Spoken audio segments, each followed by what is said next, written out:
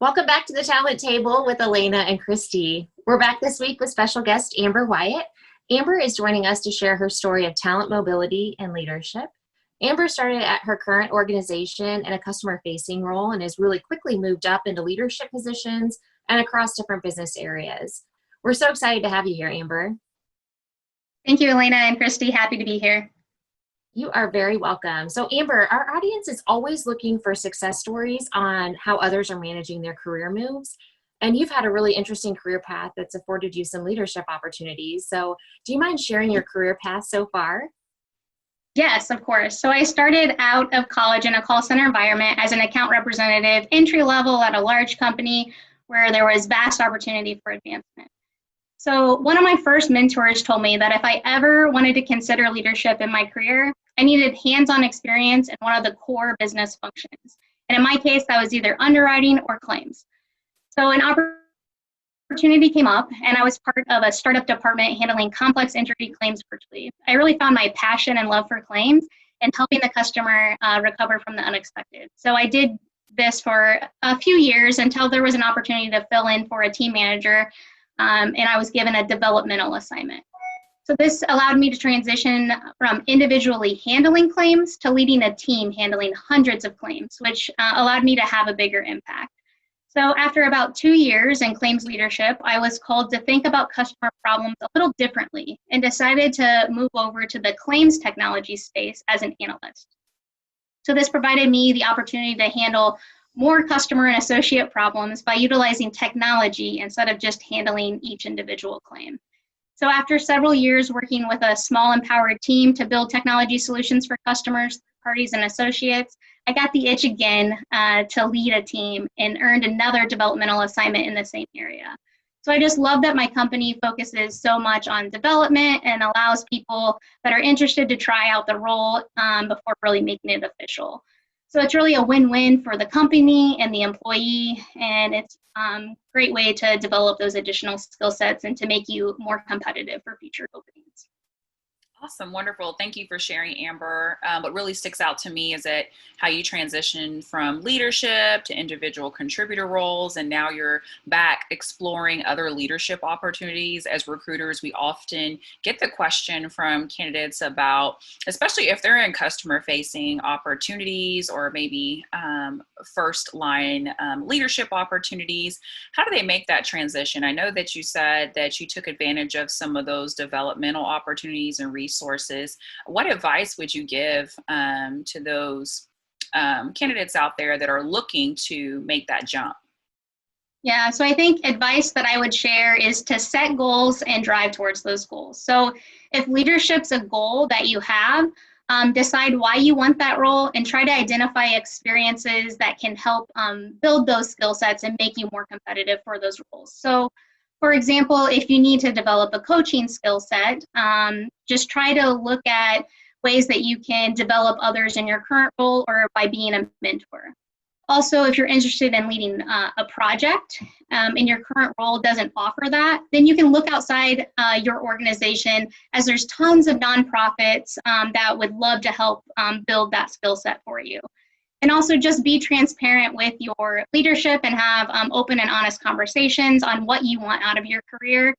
And a great manager can assist in recognizing those opportunities to help meet your goals. But I think it's important to highlight that it all starts with you.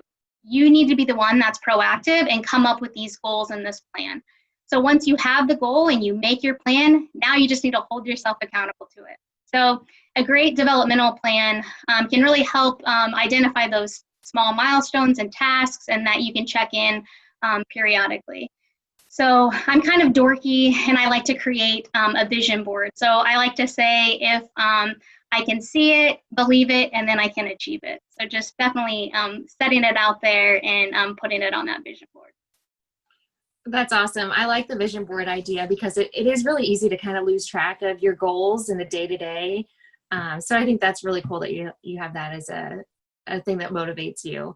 I'm just wondering too, based on your movement from the core business area over to the technical side, Amber, that's not really easy. And knowing that technology is always changing the way we're doing things, what are some key takeaways that you credit for making that move that you'd suggest to others if they were interested in doing the same? Yeah. So I think I made the move from claims business to technology at a great time. So I was able to really use my knowledge and experience in claims and to think about larger problems that the customers and the associates have that we're facing, and that, you know, I could really just put that knowledge into any project that I was working on. So just really being able to appropriately articulate the problem that the technology solution was trying to solve is vital when you're talking and explaining this to a team full of architects, developers, engineers, and testers that have no knowledge of the business. So whether you have a business background and you're trying to become more technical, or a technical background and trying to increase your business acumen, and I think that's extremely important.